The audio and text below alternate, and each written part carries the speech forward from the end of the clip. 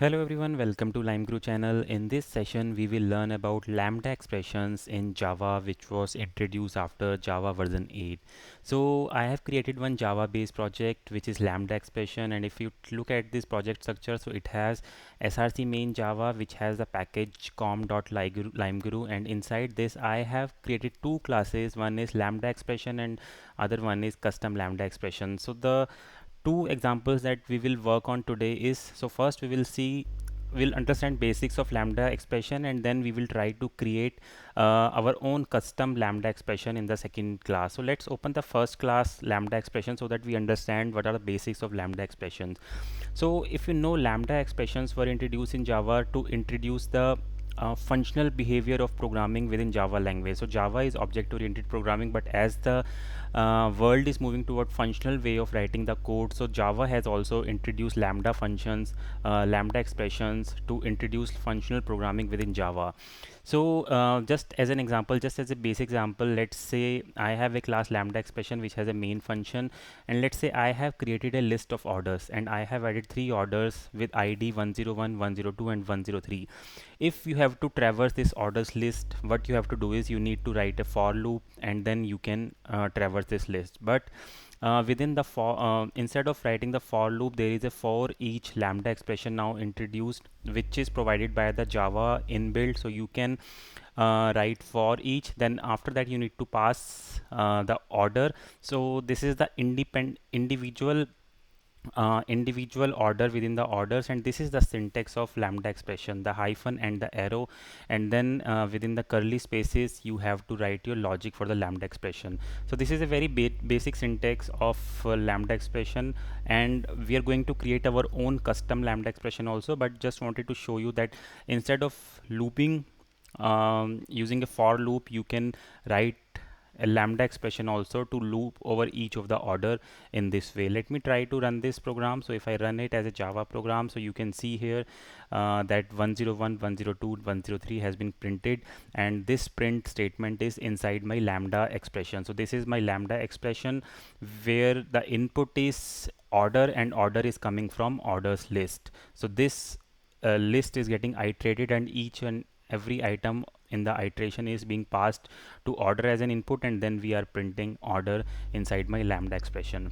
So this is one of the example. Now we will move to the next example where we will create our own custom lambda expression. So what I mean by custom lambda expression is, so here we have used the list, the lambda expression provided within the list, right? Because we are using for each function. Now we will create our own custom function, which we can then use it as a lambda expression. So in order to create your own custom lambda expression or lambda function, you need to create an interface. Let's say I am creating an interface for the order, and the function that I want to use it as a lambda expression is that I want to get the status of the order. So this I have to declare it as a functional interface. So this is very important one, that you have to annotate your interface with @functional interface. Only then it will be treated as a function for your lambda expression. So status will become the function similar to for each. Now status will become the function for my lambda expression, and this can be there can be only one function inside a functional interface. There cannot be more than one function inside a functional interface. If I try to, let's say, add one more method, public void, let's say get ID.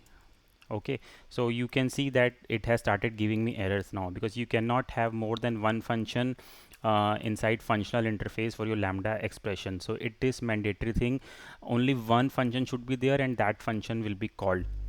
Now generally what happens is, if you have to use this order interface, you will have to create a class which will implement this interface. Then you will have to use that class in your other subsequent classes. But using functional interface, you don't need to create subclass for this interface. You can directly use this interface within your main program, and then you can assign it to an object using a lambda expression. So let me show it how. So here is my main function. Now what I'm doing is I'm creating an object of my order. So I'm creating an object of order. Order is an interface. In general, you cannot create an object of interface, but here I'm able to create the object of order because of lambda expression. And lambda expression, what it is doing is it is internally creating anonymous class, and then for that anonymous class it is creating that object of anonymous class and assigning it to my order. So if you see here, it is taking zero argument. There is no argument within this lambda function, and this is the syntax. You need to provide arguments here. Let's say if it has, if there would have been certain argument, let's say order id, then I would have been given here, but this function does not take any argument, so it is blank right now. And then we have the lambda expression, and after that lambda expression, I have the definition of my status function. So this status function definition is inside this lambda expression. So now my object is created directly using the functional interface. My order is created, and I can directly call my order dot status. So my order dot status, when I'll call, it will call this lambda expression, and it will print whatever is there inside the lambda expression. Let me try to run it now.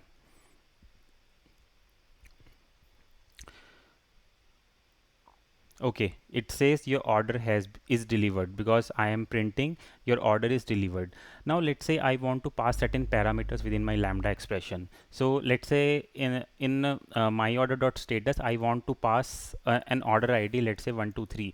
So in order to do that, let's take it as an integer only. Let's say I have 123 as an integer which I want to pass, and then let me create order ID first. Int order ID equal to 123, and then I want to pass this order ID to status. Now in order to pass any parameters to your lambda function, now it is giving me error because the functional interface says that status function does not accept any parameters, but I have given order ID.